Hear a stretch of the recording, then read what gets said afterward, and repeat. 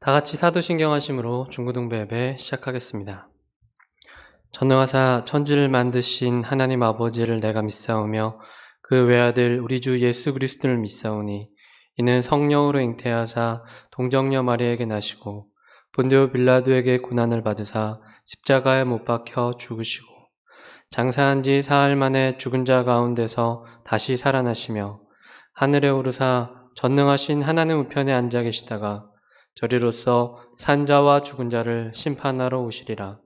성령을 믿사오며 거룩한 공회와 성도가 서로 교통하는 것과 죄를 사하여 주시는 것과 몸이 다시 사는 것과 영원히 사는 것을 믿사옵나이다. 아멘. 찬양하면서 한 5, 6개월 정도 우리가 친구들을 만나지 못하고 선생님들을 만나지 못했잖아요. 그들의 얼굴을 생각하면서 함께 축복해주는 시간 가졌으면 좋겠습니다. 네, 박수 치면서 찬양합니다. 축복합니다.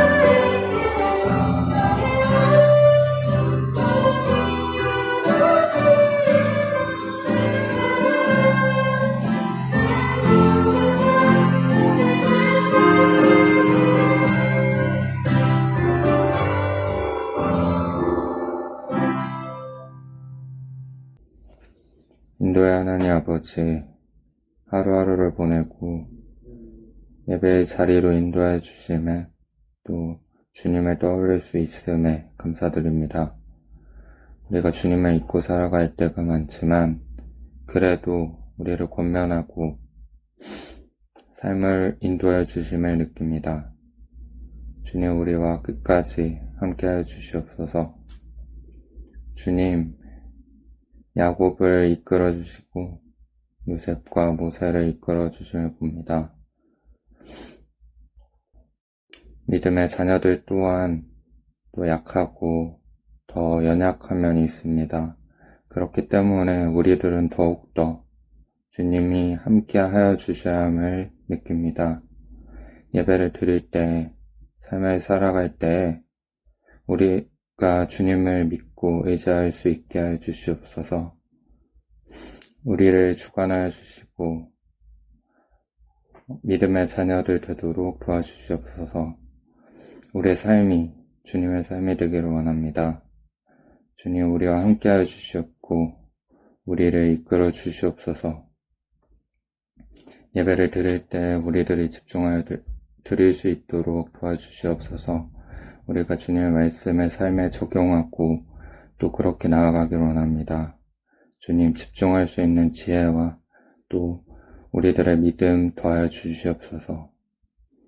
감사드리오며 살아계신 주 예수 그리스도의 이름으로 기도드립니다. 아멘. 네, 오늘 함께 나눌 하나님의 말씀은 출애굽기 12장입니다. 네, 지난 시간에 출애굽기 3장에서 점프를 해서 12장을 보도록 하겠습니다. 12장 21절에서 28절까지 오늘 살펴볼 텐데요. 오늘은 이제 6월절에 관련된 말씀입니다. 네, 21절에서 28절까지. 네, 제가 봉독하겠습니다. 모세가 이스라엘 모든 장로를 불러서 그들에게 이르되 너희는 나가서 너희의 가족대로 어린 양을 택하여 6월절 양으로 잡고 우슬초 묶음을 가져다가 그릇에 담은 피에 적셔서 그 피를 문 임방과 좌우 설주에 뿌리고 아침까지 한 사람도 자기 집 문 밖에 나가지 말라. 여호와께서 애굽 사람들에게 재앙을 내리려고 지나가실 때에 문 임방과 좌우 문설주의 피를 보시면 여호와께서 그 문을 넘으시고 멸하는 자에게 너희 집에 들어가서 너희를 치지 못하게 하실 것임이니라. 너희는 이 일을 규례로 삼아 너희와 너희 자손이 영원히 지킬 것이니 너희는 여호와께서 허락하신 대로 너희에게 주시는 땅에 이를 때에 이 예식을 지킬 것이라. 이후에 너희의 자녀가 묻기를 이 예식이 무슨 뜻이냐 하거든 너희는 이르기를 이는 여호와의 유월절 제사라. 여호와께서 애굽 사람에게 재앙을 내리실 때에 애굽에 있는 이스라엘 자손의 집을 넘으사 우리의 집을 구원하셨느니라 하라 하매 백성이 머리 숙여 경배하니라. 이스라엘 자손이 물러가서 그대로 행하되 여호와께서 모세와 아론에게 명령하신 대로 행하니라. 아멘.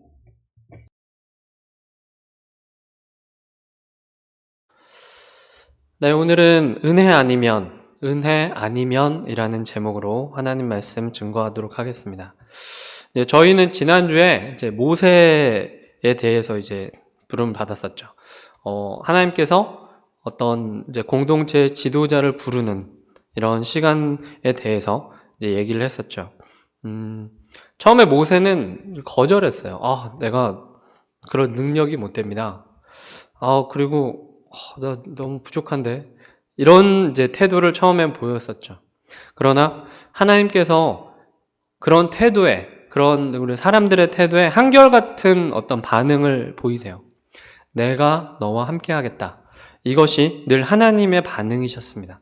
그래서 우리가 교회에서 무슨 봉사를 할 때나 어떤 일을 할 때나 때로는 내 능력 밖에 어떤 사명이나 이런 일이 주어졌을 때 처음부터 막 거절하기보다는 그 일을 할 수 있는 능력을 달라고 이제 기도해야 된다라는 얘기를 저희 지난 시간에 했었죠. 이제 오늘은 이스라엘 백성이 아직 그 애굽, 이집트의 노예로 살고 있었던 그 당시에 모세가 이제 바로를 만나서 이제 결판을 지어요.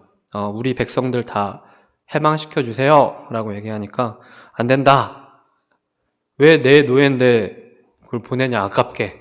이 노예들이 얼마나 많은 일을 해주고 있는데 라고 생각을 하니까 이제 그렇지 않으면 재앙이 있을 겁니다 라고 이제 이 모세가 얘기를 해요. 그래서 10개의 재앙을 이제 쭉 이렇게 받고 있는 이런 상황에서 이제 마지막 이제 10번째 재앙이 이제 임하는 그런 이제 상황 가운데 오늘 출애굽기 12장의 본문이 있어요. 네. 우리 중고등부 친구들은 대부분 이제 어렸을 때부터 우리 교회에서 이제 신앙생활 한 친구들도 있겠지만, 이제 처음 이제 신앙생활을 시작하는 친구도 있어요. 우리 중고등부에는. 그래서 그런 친구들을 위해서 조금 자세하게 설명하면서 이제 얘기를 해보도록 할게요. 전도사님 오늘 생일이에요. 4월 17일. 그러니까 원래 이 설교를 듣는 시간은 이제 4월 18일 주일일 텐데 전날 보통 이렇게 녹화를 해요. 오늘은 4월 17일인데 전도사님 생일이에요. 근데 전도사님 생일이 아니에요. 이게 무슨 말이냐면 전도사님은 원래 3월 17일 날 태어났어요. 근데 출생 신고를 못한 거예요. 저희 부모님이, 전도사님 부모님이. 근데 그 당시에는 출생 신고를 늦게 하면은 그 벌금이 되게 있었어요. 근데 이제 가난했던 우리 부모님은 그 벌금을 낼 돈이 없는 거예요. 그래서 이제 3월 17일 날 태어난 저를 이제 4월 17일 태어난 걸로 이렇게 호적에 이게 등록을 했어요. 전도사님 그 윗세대, 전도사님 세대뿐만 아니라 전도사님 위의 세대는 더 심했어요. 1년 지나고 출생신고하기도 하고, 왜 1년 지나고 출생신고했냐 물어보면 그 당시에는 태어나서 많이 죽었어요. 사람들이 병균도 많고 그러니까 병원도 잘 없고 이래가지고 많이 죽어서 1년 지나서 이제 100일 지나서 보통 100일 지나서 살았으면 이제 출생신고 해야 되겠다. 딱 보니까 벌금이 많잖아요. 그러니까 늦게 태어난 걸로 해서 이렇게 등록하고 이런 경우가 좀 많았다고 해요. 아무튼 오늘 이제 전도사님 생일인데 전도사님 이제 주민등록 번호가 그 앞에가 이제 이 4월 17일로 돼 있을 거 아니에요. 그러니까 이제 카톡에 이제 생일 등록이 처음에는 4월 17일로 자동으로 된 거예요. 그래서 그걸 모르고 이제 선물을 막 이렇게 줘요. 처음에 잘 모르시는 분들이. 지금은 이제 3월 17일로 고쳐놨는데 4월 17일로 이제 되어 있었을 때 선물을 이렇게 막 줘요. 그 선물 중에 뭐가 있었냐면 그 선크림, 자외선 차단을 하는 이렇게 선크림 같은 게 있어요.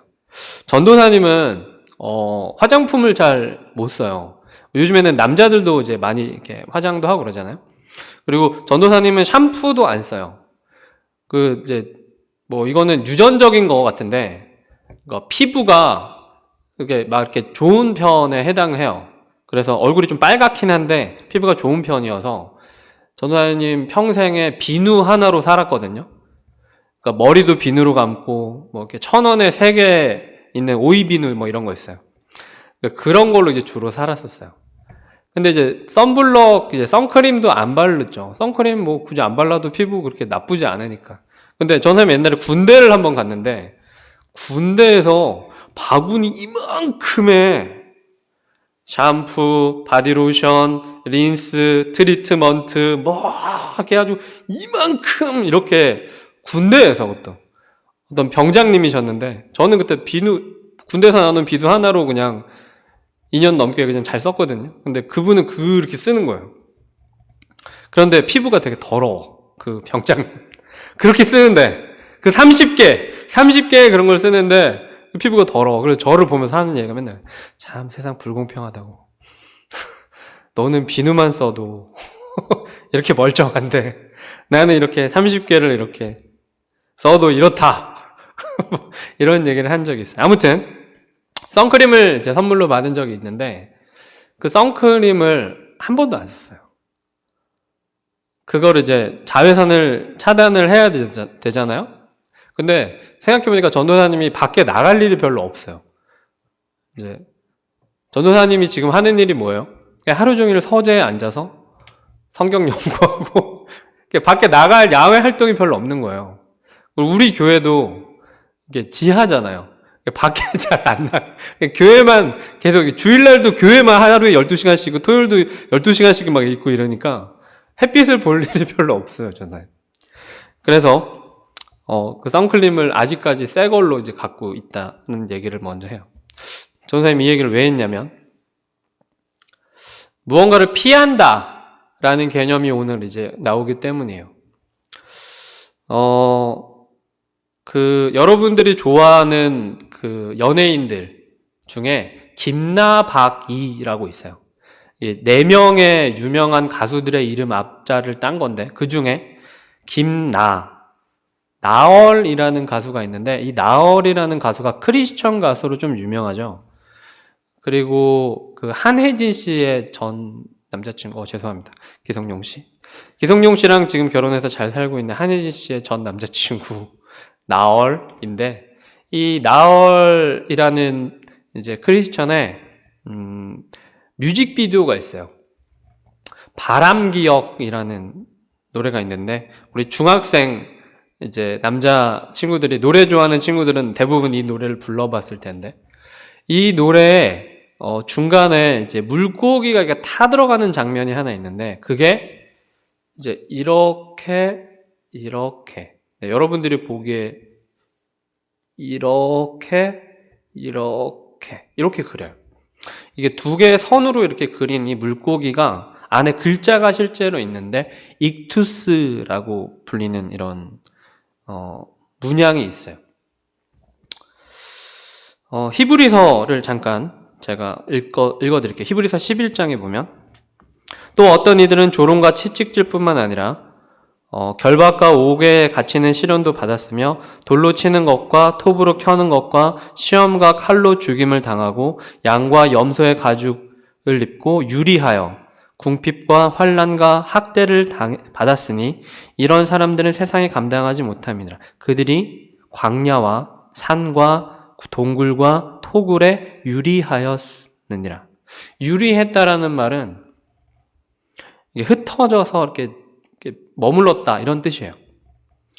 토굴 하면은 여러분들은 어떻게 생각하는지 모르겠는데, 그 개미굴처럼 이렇게 지하에 이렇게 굴을 파가지고 사는 사람들이 있었어요. 몇 년 동안? 500년 동안. 500년이나. 평균 사람들의 수명이 33년. 그러니까 사람이 태어나서 죽는 거예요. 너무 쉽게. 왜? 햇빛을 못 봐서. 근데 이 사람들은 왜 이렇게 광야와 산과 동굴과 토굴에 유리했냐면 예수님을 믿는 것 때문이었어요.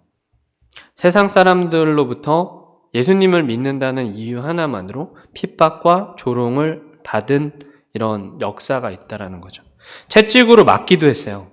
감옥에 갇히기도 했고, 심지어 돌로 매질도 당했고, 톱으로 몸이 잘리기도 했었어요. 그리고 칼로 죽임을 당하는 무시무시한 일들을 당하기도 했었어요. 그런데 초기 우리 선배들, 기독교인들은 절대로 자신의 신앙을 포기하지 않았어요. 끝까지 지킨 거죠. 서로가 서로에게 굳건히 지킬 수 있도록, 또 용기를 붙돋을 수 있도록 그들만의 어떤 증표를 만들어서 격려하고 있었어요. 그게 바로 예수님을 믿는다는 이 증표인 익투스예요. 이렇게. 예수님을 믿는다라고 말하면 감옥에 가는 거예요. 예수님을 믿는다라고 말하면 군사들에게 죽임을 당하는 거예요. 그래서 서로가 모르는 사람들도 있을 거 아니에요. 근데 누가 예수님을 믿고 누가 예수님을 안 믿는지 모르는 거예요. 그래서 느낌이 좀, 이 사람 좀 예수님 믿는 것 같아. 그러면 이제 이 바닥에다가, 흙에다가 이게 2개의 선을 이렇게 그려요. 익투스. 그러면, 나도 예수님 믿어요. 이렇게 말하면, 크리스천이구나. 라는 거고, 갑자기, 물고기 왜 그려? 생선이야? 이러면, 이 사람 예수님 안 믿는구나. 이렇게 알아보는 일종의 암호, 일종의, 증표 같은 거였죠. 전도사님 생일 선물 받았다 그랬잖아요. 생일 선물을 요즘에 줄여서 생일 선물, 생선이라고 불러요. 생일 선물을 생선이라고 불러요. 그래서 생선 뭐 받았어? 이렇게 물어보길래 처음에 생선을 왜 받아? 이랬는데 생일 선물을 얘기하는 거더라고요.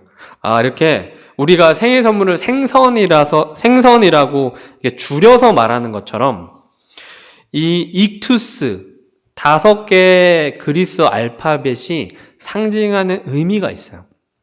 첫 번째 이렇게 생긴 알파벳이 하나 있어요. 그리스어로. 이거는 첫 글자로 예수님을 말하는 거예요. 그리고 두 번째 이렇게 생긴 알파벳은 그리스도를 의미하는 단어예요. 세 번째 이렇게 생긴 알파벳이 있어요. 이것은 하나님의 라는 뜻이에요. 그리고 이렇게 Y처럼 생긴 이 그리스 알파벳은 아들이라는 뜻이에요. 그러니까 다섯 번째로 여러분 적분할 때 쓰는 시그마 기호 있죠? 이게 그리스어예요. 이 시그마 기호는 구세주라는 뜻이에요. 그러니까 익투스 모양, 이 물고기 모양이 의미하는 것은 어떤 고백이냐면 예수 그리스도는 하나님의 아들 구세주이시다 라는 메시지를 담고 있는 거죠. 이것이 우리의 신앙 고백이에요. 이 고백이 조금씩 이단들을 대항해서 많이 이렇게 고백이 뭉쳐진 게 지금에 온 사도신경이에요. 그러니까 우리의 신앙이 공통적으로 고백되는 부분들이 있어요. 이게 바로 이제 사도신경의 오르날을 이루게 됐죠. 우리에게도 이런 익투스 같은 좀 우리만의 이런 비밀 문양이 있을까요? 사람들은 이해하지 못하는 문양. 예수님을 믿는 우리 사이에서 통하는 무엇인가가 있을까요? 그것은 바로 십자가예요. 일반적으로 사람들은 이 십자가를 교회의 상징물 장식품 정도로 생각을 해요. 뭐 귀걸이에도 달죠. 그리고 뭐 이렇게 목걸이도 달고, 뭐 집안에다가 뭐 이렇게 저희 교회도 뭐 이렇게 붙여놓죠. 교회 보면은 나무로 된 거 이렇게 붙여놓잖아요. 익투스에 담겨있는 이 고백처럼 우리는 십자가를 보면 그 고백이 떠올라야 돼요. 단순히 어떤 사람들은 이 익투스가 생선 먹고 싶니?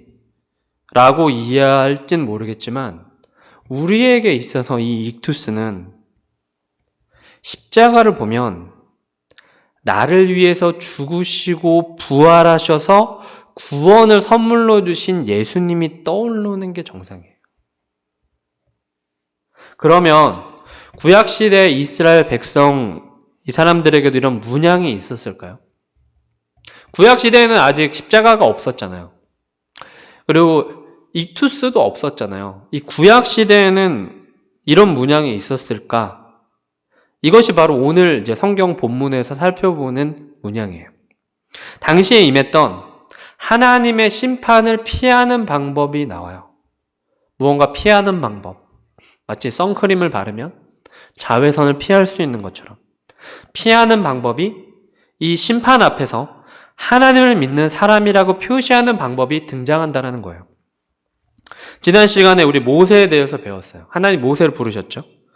이집트에 눌림을 당하고 고통스러워하던 이 압제를 당하던 이 이스라엘, 이 울부짖음에 하나님께서 응답하신 거예요. 하나님께서 모세를 이스라엘의 구원자로, 이스라엘 지도자로 애굽에서 이제 데리고 나가려는 계획들을 이제 말씀해 주셨잖아요.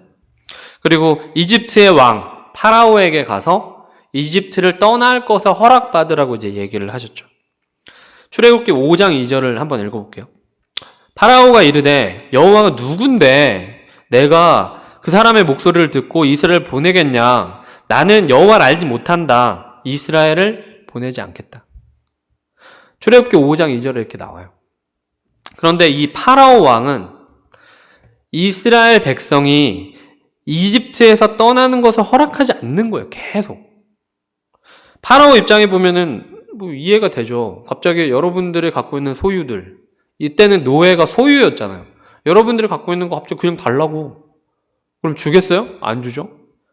이해는 돼요. 그런데 하나님의 계획은 되게 분명해요. 그 계획이 바로 이스라엘 백성의 출애굽, 출이집트라는 거예요. 여러분 생각해봐요. 지금 내가 갖고 있는 게 다 내 거 같아요? 누구로부터 받은 거 아닌가요? 부모님으로부터 받았죠? 그럼 부모님은 누구로부터 받으셨나요? 뭐 본인이 열심히 일해서 이거를 받았다. 열심히 일해도 못 받는 것도 있잖아요. 그러면 결국에 하나님께서 이 세상을 창조하셨기 때문에 그 창조된 것을 우리가 나누고 있는 것 뿐인 거잖아요. 이게 다 하나님 거거든요. 저는 새벽 기도 때 이제 사사기를 이제 강의를 하는데, 사사기도 보면, 아니, 가나안 땅, 그 원주민들 멀쩡하게 잘 살고 있는데, 왜 거기 쳐들어가가지고 사람들 죽이고 땅을 정복하냐, 살인자냐, 뭐 이렇게 생각하시는 분들도 있어요. 근데 기억해봐요. 그 가나안 땅을 처음에 누가 만드셨어요? 하나님이 만드셨잖아요. 하나님이 창조주라는 이 창세기 1장 1절을 인정한다라는 것 자체가 우리의 신앙의 처음이거든요. 이제 이게 시작인 거예요. 이 창세기 1장 1절을 받아들이지 못하면 신앙생활이 안 되는 거예요, 사실은. 우리 교회에서도 헌금을 해요. 뭐 가난한 자를 도와야 된다. 뭐 과부와 뭐 고아를 도와야 된다. 그러면은 그 사람들은 다 직장 생활에서 다 열심히 일해가지고 돈을 버는 거잖아요. 근데 그걸 헌금을 해가지고 그 사람들 나눠준단 말이에요. 왜 그렇게 해야 돼? 이렇게 생각할 수 있지 않아요? 우리가 왜 그렇게 하냐면 하나님의 영광을 위해서 하는 거예요. 하나님의 이름이 빛날 수 있게 하기 위해서 그렇게 하는 거거든요.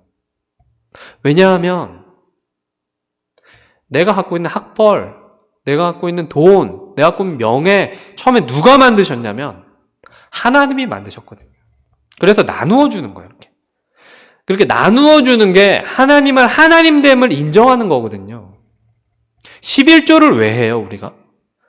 100만 원을 벌면 10만 원을 헌금을 하는 거예요. 왜 하냐면 하나님이 창조주임을 인정하기 때문에 하는 거예요. 하나님이 이 세상에 모든 걸 만들었는데 내가 10분의 9는 내 생활을 위해 써야 되지만 10분의 1을 하나님께 드림으로 모든 것을 드립니다. 이걸 인정하는 거거든요. 그게 바로 그 맥락에서 이 출애굽을 이해할 필요가 있어요. 그러면 이 이스라엘 백성은 이 이집트에 왜 노예가 됐어요? 강압적으로 노예가 된 거잖아요. 원래 그 12형제가 이렇게 요셉이 총리로 있었을 때 12형제가 와서 그냥 잘 살고 있는데 갑자기 노예로 삼은 거잖아요. 인구 70명인데 갑자기 200만 명 이렇게 확 늘어나가지고 이렇게 한 거잖아요. 그래서 하나님이 이 모세와 아론, 이 모세 형이에요. 모세 형인 아론을 통해서 애굽에 이제 10가지의 재앙을 내려요. 첫 번째는 그 이집트에 흐르는 큰 강이 있거든요. 한강 같은 이런 강이 있어요. 한강보다 좀 더 큰데 이 나일강이라고 있어요. 이 나일강이 피로 변해요. 두 번째는 나일강에서 갑자기 막 개구리들이 막 튀어나와가지고 애굽의 온 땅을 덮어요. 세 번째는 땅의 먼지가 이로 변해요. 이 혹시 요즘에 친구들이 이 잘 모르죠?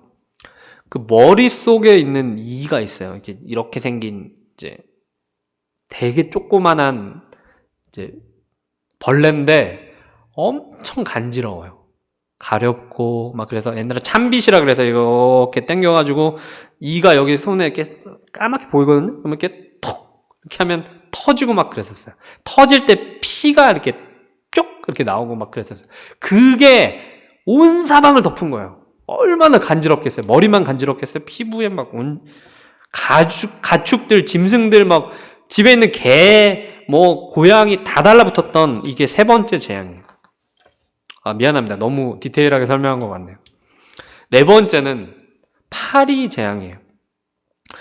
아, 이제 곧 여름인데 파리, 저는 파리 너무 싫어요. 왜냐하면 이게 교회에서 예배 드릴 때 이제 파리가 설교를 들을 때 집중을 너무 방해해서 파리 너무 싫어하는데 이 파리가 또 이 이집트 궁전이랑 이집트 땅에만 가득해요. 근데 재밌는 건 이 파리는 이스라엘 사람들이 거주하는 데는 오지 않아요. 그리고 5번째는 가축이 다 죽어요. 그런데 이스라엘 가축들은 죽지 않아요. 6번째는 악성 종기.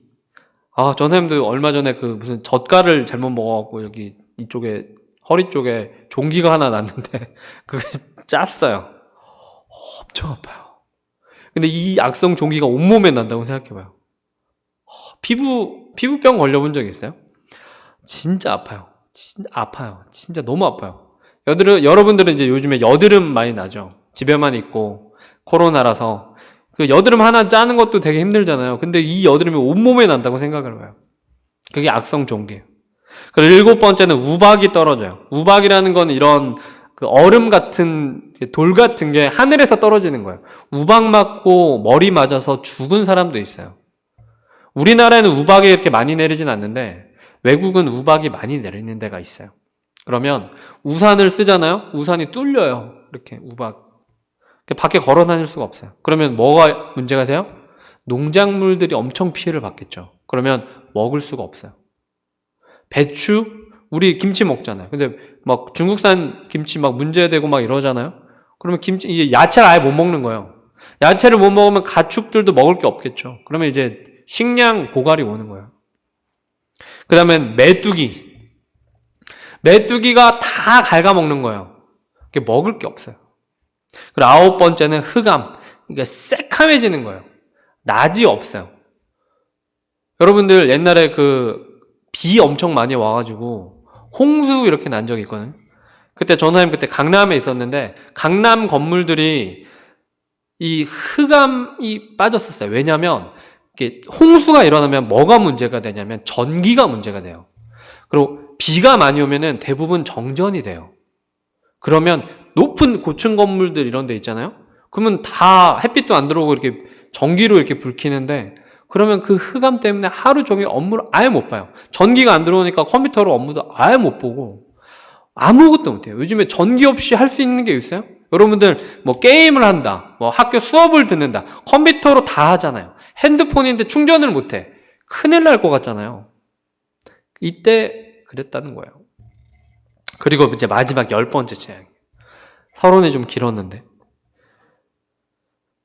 마지막 10번째 재앙은 지금까지 내렸던 9가지의 재앙보다 훨씬 강력한 재앙이었어요. 무시무시하고 슬프고 훨씬 더 강력했어요. 하나님의 모세에게 사람과 짐승을 가리지 않는 재앙이라고 말씀하셨어요.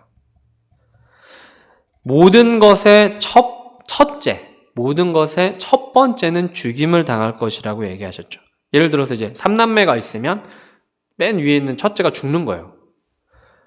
그리고 뭐 가축들도 한 번에 이제 새끼를 여러 마리를 낳는 경우가 있잖아요. 그럼 첫째는 무조건 죽는 거예요. 10번째 재앙은 이집트 사람뿐만 아니라 이스라엘 사람들에게도 해당이 됐어요. 그래서 하나님은 이제 모세에게 이제 10번째 재앙을 피할 방법을 알려주셨어요. 그게 이제 오늘 읽은 본문이에요. 하나님의 백성, 이스라엘 사람들을 구원하시기 위한 방법. 10번째 재앙을 피하기 위해서 집에, 문에 아주 특별한 표시가 있어야 했어요. 그게 바로 어린 양의 피가 이렇게 발라져 있어야 된다는 거예요. 바르는 방법을 굉장히 디테일하게 설명해 주고 있죠. 먼저 가족 수만큼 어린 양을 잡아야 돼요. 전도사님은 지금 이제 아내랑 둘이 살고 있는데 우리 집은 이제 2마리의 어린 양을 잡아야 되는 거죠. 그리고 우슬초라는 이제 풀이 있는데 그 풀로 이제 어린 양을 이렇게 찍어서 어린 양의 피를 찍어가지고 이제 이렇게 집에다가 이제 발라야 되는 거예요. 그리고 밤새도록 나가면 안 돼요. 어디 나가면 안 되고 계속 집에 있어야 돼요. 우슬초는 보통 담벼락 같은데 이제 많이 자란다고요. 담쟁이 너굴처럼. 그래서 성경에서는 이제 정결, 깨끗하게 하는 이제 의식에서 이런 도구를 많이 사용했다라고 해요. 자, 이렇게 하면 이제 모든 준비가 다 끝났어요. 근데 이런 생각을 할 수 있어요. 어떻게 어린 양의 피를 문에 바르는 게 효력이 있을까? 이런 생각을 하게 되지 않아요? 이게 뭐 대단한 일인가? 그냥 피를 이렇게 바른 게 재앙을 피하는 방법이라고는 하는데 이게 좀 별거 아닌 것 같은데 이게 무슨 의미가 있을까? 이런 생각이 들지 않아요? 오늘 23절 한번 읽어볼게요. 여호와께서 애굽 사람들에게 재앙을 내리려고 지나가실 때에 문 임방과 좌우 문설주의 피를 보시면 여호와께서 그 문을 넘으시고 멸하는 자에게 너희 집에 들어가서 너희를 치지 못하게 하실 것임이니라. 하나님은 애굽의 이 모든 첫째를 심판하러 처음에 이렇게 오셨을 때 그 문에 어린 양의 피가 발라져 있으면 그 집은 첫째가 죽지 않고 하나님의 심판이 넘어간다라고 이제 말씀하셨어요. 하나님에게 어린 양의 피를 바른 분은 하나님을 믿는 사람이라는 표시 같은 거죠.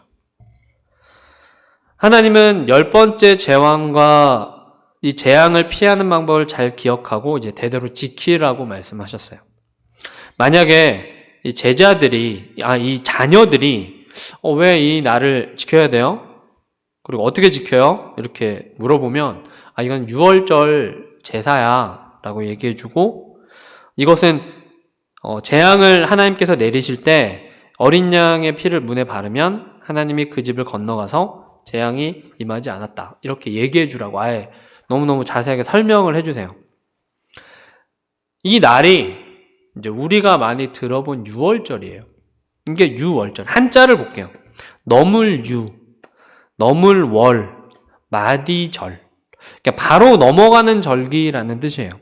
그래서 이스라엘의 가장 큰 절기, 이 유월절이 하나님의 심판이 그 집을 넘어가서 다른 집으로 건너간 10번째 이 날을, 재앙의 날을 기억하는 이런 거예요. 이 이스라엘 백성들은, 이스라엘 국가의 이 이스라엘 사람들은 지금도 이 유월절을 지켜요. 그리고 여기서 한 가지. 우리 학생들이 온라인이나 사람 책을 읽어보면 유대교라는 단어도 보게 될 거고, 유대인이라는 단어도 보게 될 거예요. 근데 이거 두 개 좀 달라요. 유대교는 구약 성경만 진리라고 믿는 사람들이 유대교 사람들이에요. 옛날에는 여러 파가 있었어요. 바리새인파, 사두개인파, 열심당, 이렇게 해서 여러 가지 파가 있었는데 요즘에는 이 유대교의 그 바리새인파밖에 없어요. 나머지는 이제 다 흐지부지 됐고, 이 사람들은 신약 성경을 안 믿어요. 그리고 예수님을 인정하지 않아요, 구세주로. 그래서 예수님을 믿으면 이 유대교 사람들 중에 자기 자녀가 예수님을 믿는다 그러면 그 자녀의 장례식을 치러요. 호적에서 파버려요. 이런 사람들 유대교 사람들이고, 유대인은 누구냐면 유대인은 진짜 그 혈연 관계로 그 아브라함의 후예로 이렇게 쭉 내려온 사람들 있죠. 이런 사람들을 유대인이라고 불러요. 유대인 중에는 유대교를 믿는 사람도 있고요. 예수님을 믿는 사람도 있고요. 유대인 중에는 불교 신자도 있어요. 이해했죠? 유대인은 그냥 핏줄로 이제 얘기하는 거고요. 유대교는 구약 성경만 믿는 사람들을 유대교라고 하는 거예요. 이 이스라엘 백성이라고 하면 이 유대교 사람들은 지금도 이 유월절을 지켜요. 이해했죠? 오늘 그러면 이런 절기, 이런 의미 있는 날이 우리에게도 있을까요? 이 이스라엘 사람들, 이 유대교 사람들이 지금도 유월절이라는 어떤 절기를 지키는데 우리는 유월절 지켜요? 안 지키잖아요. 우리 기독교인들은 유월절 안 지켜요. 그러면 우리에게도 이런 의미가 있는 날이 있나요? 있어요. 바로 예수님이 우리를 위해서 십자가에서 피 흘리시고 돌아가신 사건. 우리는 부활절을 지키죠. 그리고 고난주간을 지키죠. 요한일서 2장 1, 2절에 보면 이런 말씀이 있어요. 나의 자녀들아, 내가 이것을 너희에게 쓰면 너희로 죄를 범하지 않게 하려 함이라. 만일 누가 죄를 범하여도 아버지 앞에서 우리에게 대언자가 있으니 곧 의로우신 예수 그리스도시라. 그는 우리 죄를 위한 화목 제물이니 우리만 위할 뿐 아니라 온 세상의 죄를 위하심이라. 예수님은 우리 죄를 위해서 제물이 되셨어요. 우리 대신에 제물이 되셨어요. 십자가에서 피 흘려 죽으셨어요. 그래서 우리 죄를 용서해 주셨어요. 예수님을 믿는 사람은 모든 죄가 깨끗해지고 하나님의 심판을 받지 않아요. 하나님은 이스라엘 자손과 이 자손들이 이 10번째 재앙의 날을 기억하기를 원하셨어요. 하나님의 은혜에 감사하며 살아가기를 원하셨죠. 실제로 이스라엘 백성은 계속해서 이 유월절을 지키고 살고 있어요. 매년 이 유월절이 되잖아요. 그러면 되게 복잡해요. 무슨 피를, 1년, 태어난 지 1년 된 양을 잡아야 되고, 무슨 나물을 먹어야 되고, 포도주를 6시간 동안은 4잔을 마셔야 되고, 여러 가지 복잡한 의식을 지금도 해요.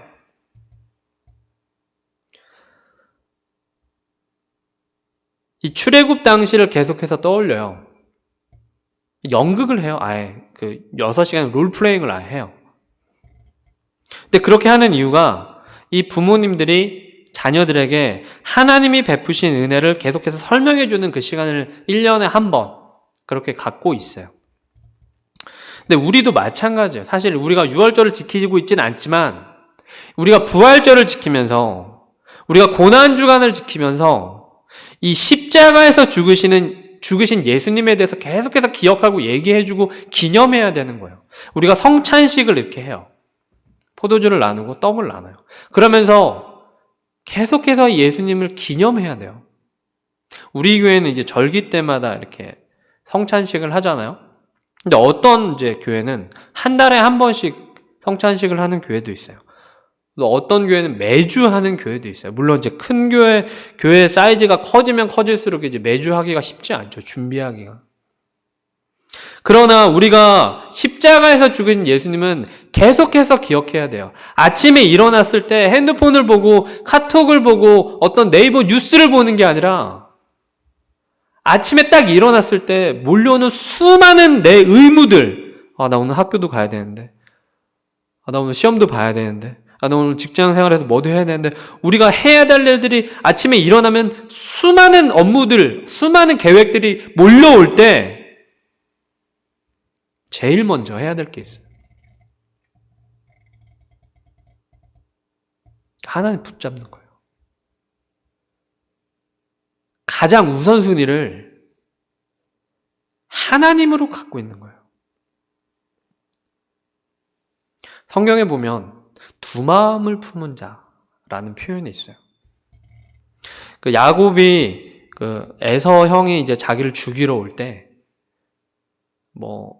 하나님의 하나님을 만나가지고 실험해가지고 이스라엘이라는 이름을 받고 그 다음에 회개해가지고 다시 하나님의 뜻대로 나아가는 것 같지만 실제로는 온갖 전략과 술수 계속 그렇게 해요. 마음이 굽은 자라는 표현이 있어요. 그리고 두 마음을 품은 자 이런 표현이 있어요. 두 표현은 같은 표현이에요.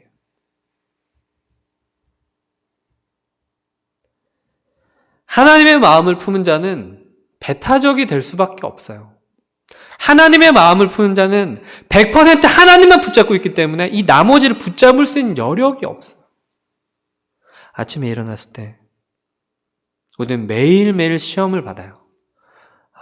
내가 오늘 이것도 해야 되고 내가 저것도 해야 되고 이것도 해야 되고 저것도 해야 되고 나 이제 고등학생이 됐으니까 대학 준비도 해야 되고 학원도 가야 되고 내가 하고 싶은 게임이 있는데 더 잘하고 싶고 친구들하고 100명이 한꺼번에 몰려 들어가서 거기서 생존을 해야 되는데 더 전략 또 많이 읽고 연습해 봐야 되고 여러 가지 생각들이 있어요.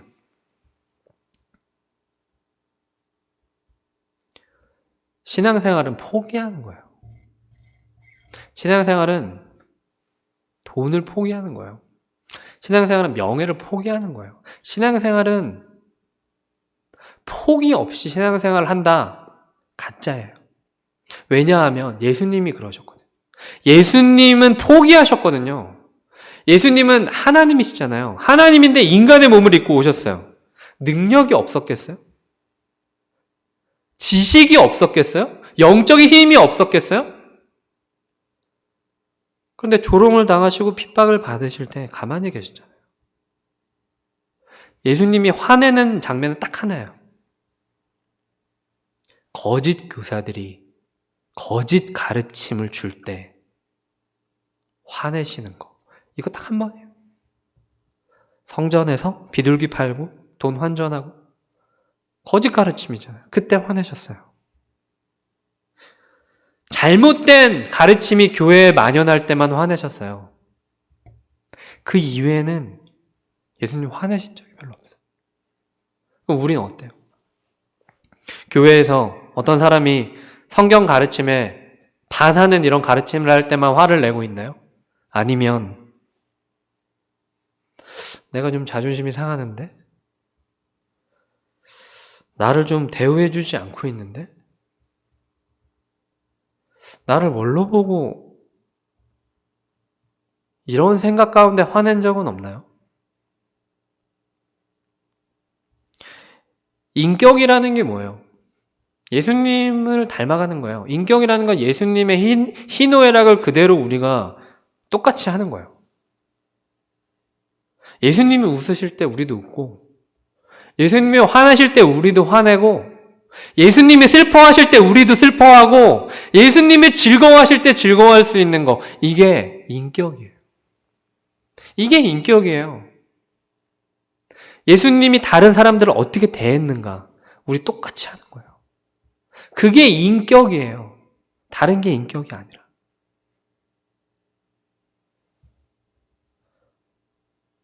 우리를 위해서 십자가에 죽으신 예수님을 기억해야 돼요. 매일매일 삶 속에서 하나님의 그 예수님의 은혜를 기억해야 돼요. 특별히 우리는 이제 지난 얼마 전에 고난주간을 기념했었죠.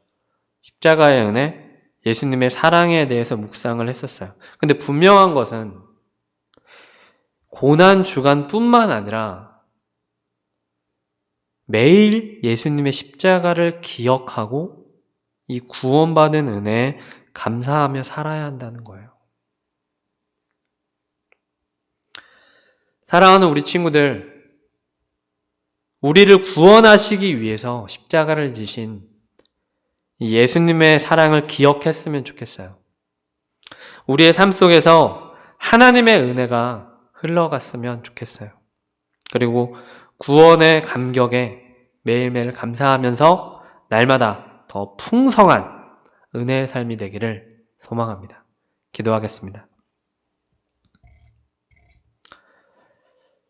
우리를 위해서 십자가를 지신 예수님 너무나 감사합니다. 우리가 우리 마음속에 어떤 감정이나 어떤 생각들이 지배하는 것이 아니라 이런 감정은 지나가고 생각들은 지나가지만 이 하나님의 기록된 말씀은 영원할 것이라는 이 하나님의 말씀처럼 정말 1.1핵이라도 변하지 않는 정말 이 놀라운 이 진리 가운데 살아갈 수 있는 주님의 자녀 되게 도와주시고 이 십자가의 놀라운 교훈들, 이 예수님의 놀라운 이 구원의 계획과 이 실천들을 우리가 날마다 묵상하며 살아갈 수 있도록 도와주시고 우리 주변에 이 방법을 알려줄 수 있는 사람 되게 하여 주십시오.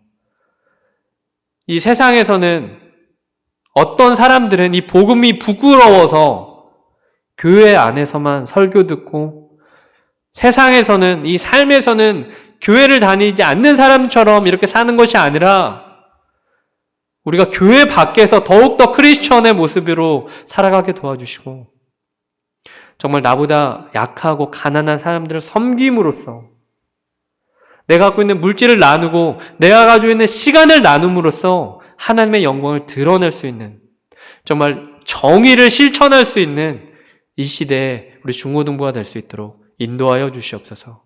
살아계신 예수님의 이름으로 기도합니다. 아멘. 우리 친구들 얼마 전에 그 성경 암송 대회도 그렇고 이제 말씀을 좀 많이 읽었으면 좋겠어요. 성경을 많이 읽는다라는 거, 하나님의 뜻에 더욱 이렇게 가까워지는 시간들이 되니까 성경을 좀 많이 읽었으면 좋겠어요. 요즘에 성경이 되게 여러 가지 버전이 있어요. 그 중에 우리는 개역 개정이라는 버전을 이제 교회에서 쓰는데, 성경은 어떻게 보면 조금 어려워요. 왜냐하면 외국어로 쓰여져 있거든요. 구약은 히브리어라는 단어로 쓰여져 있고 신약은 그리스어, 헬라어로 쓰여져 있어요. 근데 이 언어마다 이제 특징이 있는데, 이 그리스어, 이 신약이 쓰여져 있는 그리스어는 사실을 묘사하기가 너무너무 좋은 언어예요. 그래서 그 그리스 로마 신화 뭐 이런 거 있죠? 거기 보면은 그것도 다 그리스어로 쓰여진 거잖아요, 처음에. 근데 사실을 되게 디테일하게 묘사하는 이런 이제 특징을 갖고 있는 언어예요. 그래서 그리스에서는 철학이 발달했죠. 그리고 수학도 발달했죠. 사실을 묘사하는 이런 언어가 좀 강하고요. 히브리어는, 이 구약이라는 언어는 노래를 표현하는 이 시를 쓰기에 너무 좋은 언어예요. 그래서 구약은 시가 많아요. 구약은 뭔가 이렇게 디테일하고 뭐 이렇게 자세하게 뭔가를 묘사하기보다는 은유도 많고, 그리고 이제 노래하듯이. 그런데 우리가 보통 이제 글을 읽을 때보다 노래로 무언가를 접하게 되면 더 이렇게 좀 마음이 와닿는 부분들이 있잖아요. 그게 이제 우리의 좀 감정도 터치도 해주고, 이제 복합적으로 이렇게 시라고 생각하면 돼요. 구약은 시라고 생각하면 돼요. 그리고 신약은 설명문, 논설문 이렇게 생각하면 돼요. 이제 그 언어 특징이. 그래서 성경을 읽을 때 이제 이러한 어떤 감각을 가지고 읽으면 조금 더 이제 와닿는 부분이 있어요. 그래서 성경을 좀 많이 읽었으면 좋겠고, 오늘 이제 출애굽기는 구약이잖아요. 그러면 이제 히브리어로 원래 쓰여져 있고, 굉장히 이렇게 서사 시들이 되게 많아요. 그래서 여러분들은 이제 시를 읽는지 모르겠는데, 윤동주 시인의 그런 시 같은 거 읽으면 한글이 이렇게 아름다울 수 있구나. 이 한글로 우리말로 이런 표현도 가능하구나. 이런 것들이 많이 이제 느껴지거든요. 그래서 이 구약을 읽을 때 그런 이제 마음으로 좀 읽으면 좋을 것 같아요. 네. 아무튼 그렇고요. 이제 요즘에 계속해서 이 이슬람 30일 이제 기도를 하고 있는데 30개 도시를 위해서 이제 기도하고 있어요. 그래서 계속해서 우리 라마단 기도를 동참해 주셨으면 감사하겠습니다. 네, 그러면 저희 마지막으로 주기도문하고 마치겠습니다. 하늘에 계신 우리 아버지여, 이름이 거룩히 여김을 받으시오며 나라의 마옵시며 뜻이 하늘에서 이룬 것 같이 땅에서도 이루어지이다. 오늘날 우리에게 일용할 양식을 주옵시고 우리가 우리에게 죄 지은 자를 사하여 준 것 같이 우리 죄를 사하여 주옵시고 우리를 시험에 들게 하지 마옵시고 다만 악에서 구하옵소서. 대개의 나라와 권세와 영광이 아버지께 영원히 있사옵나이다. 아멘.